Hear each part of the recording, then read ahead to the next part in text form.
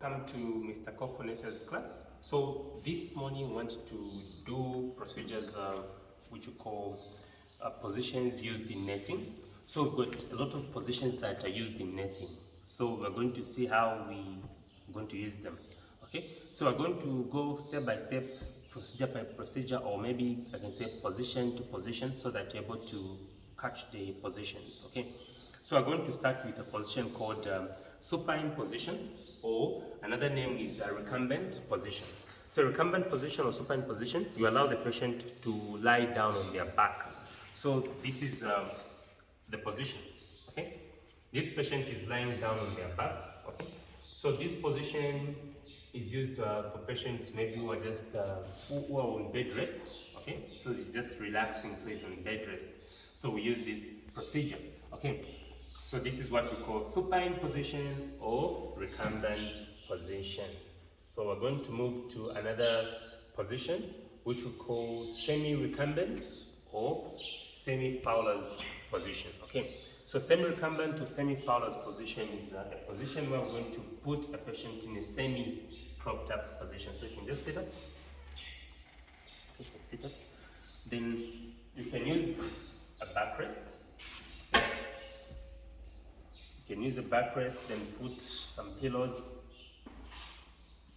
Okay. Then you can lie down. Okay. So this is a semi-recumbent or semi-Fowler's position. Okay, semi-Fowler's or semi-recumbent position. So this is used for patients who are not able to breathe well, or we call it patients who are dyspneic, or maybe they have a respiratory condition, or maybe a patient has a cardiac problem. So we can use this position, semi-Fowler's or semi-recumbent position. Okay, so we go to another position which we're going to call prone position. So let's just remove this. See? Okay. So prone position, we're going to allow our patients to sleep on the abdomen, okay, flat. So you can sleep on your abdomen, you can turn. So this position where a patient sleeps on their abdomen, so they lie down flat on their abdomen with maybe on one pillow and then head tilted on one side. So this position is called prone position because patient is lying down on the abdomen.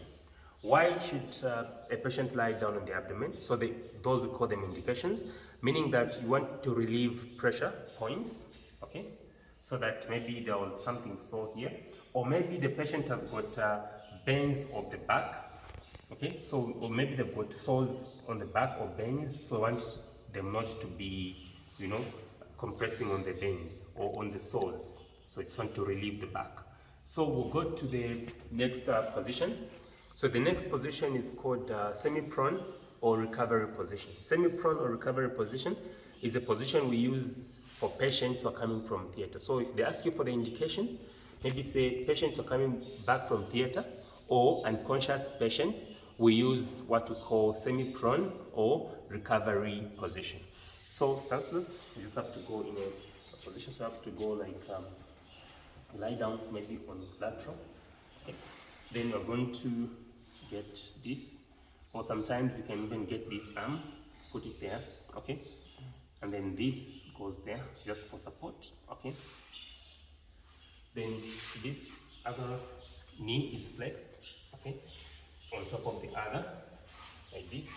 So when they sleep like this, we want to ensure that the patient does not really have their head tilted or tilted this way.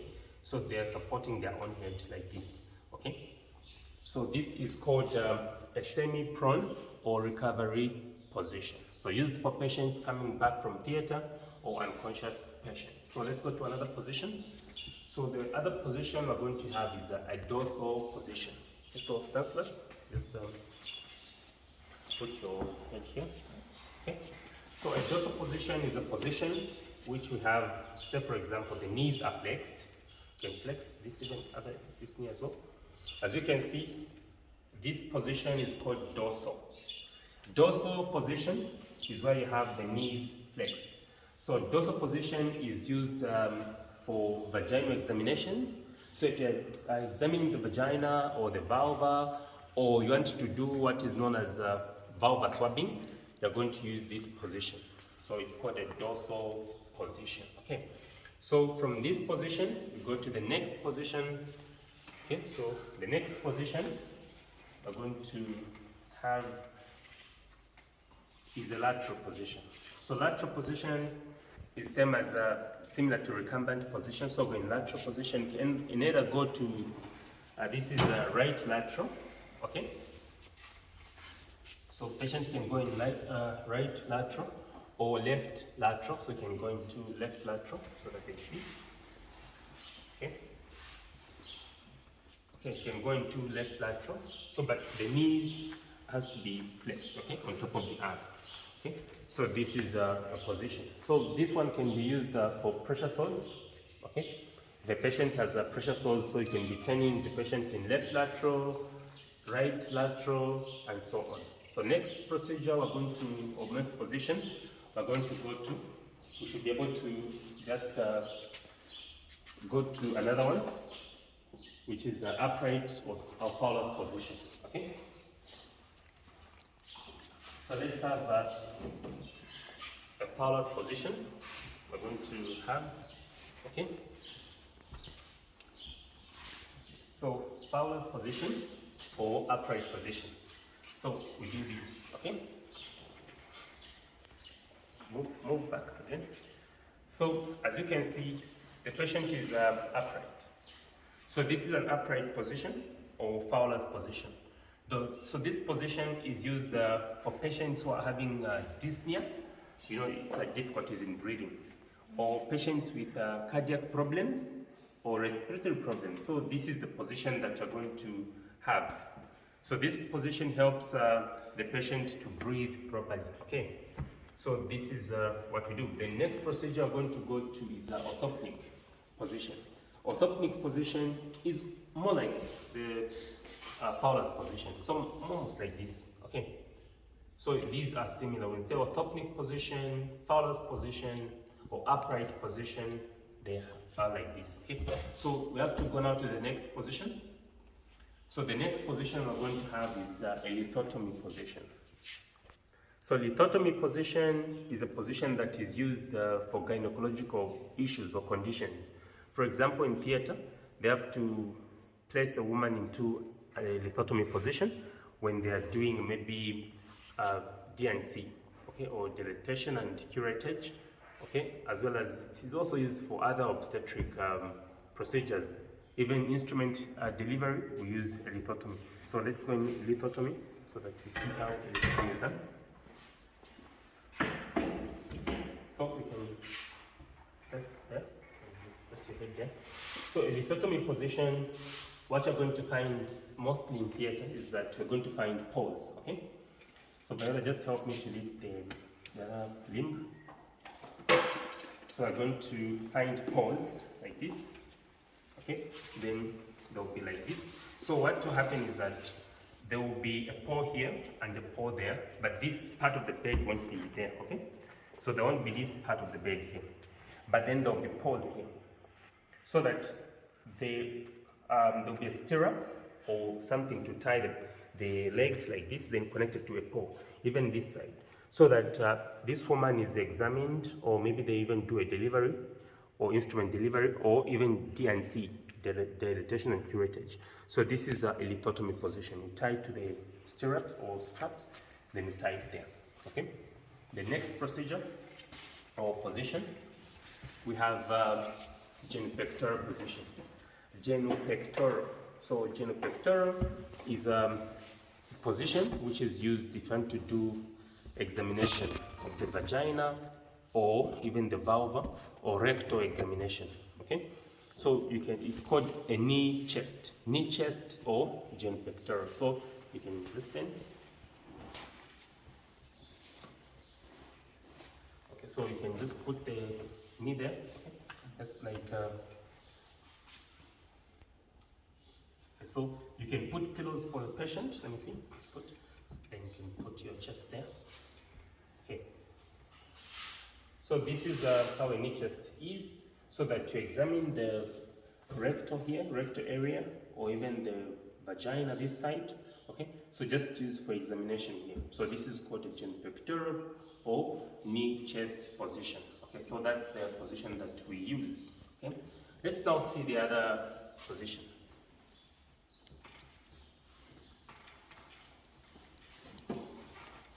The other position we're going to use is the Trendelenburg position. Trendelenburg position. So if you go to the notes, you find that there is Trendelenburg position. So Trendelenburg position, we just use it for patients who are in shock. Okay?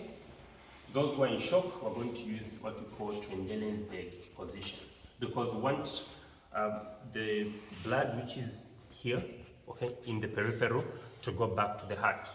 So we're going to use this position. So okay, want blood to move from the peripheral here to go back. So we're going to lift up the lower end of the bed. So Viola, help me. And so I'm going to lift up the lower end. 1, 2, 3, 4. Let's lift. Okay. Then we put a bed elevator. So this is a bed elevator. Okay. So the bed elevator will be used to elevate the lower end of the bed, so that the patient goes in that position. That's called a Trendelenburg position, okay? Because we're using this elevator here. Okay, so these are the positions that you can find. So let's go to the next one. Let's just remove this. You can remove the elevator. Let's remove it. Okay. So we can use another position. Let's just okay, so Stanislas, you can come maybe this side. You can stand.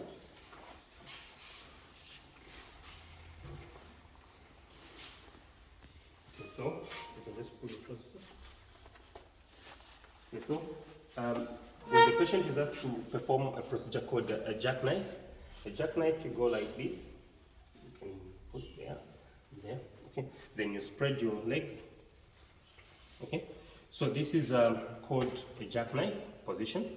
So this is a jackknife position because we want to examine the rectum and also want to do pelvic surgery. So you can do this position to examine the rectum. Okay. So they can do rectal examination so that we perform the rectum. We insert the fingers, gloved fingers of course, so that at least you examine the rectum. So this is called a jackknife for rectal examination. Okay. So this is the position. Stand. Okay.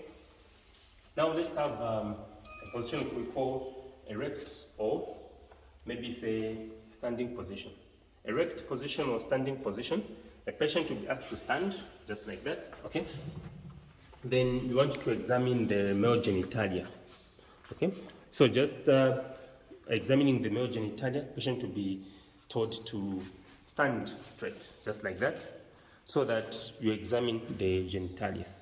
So this position, what we're going to do is the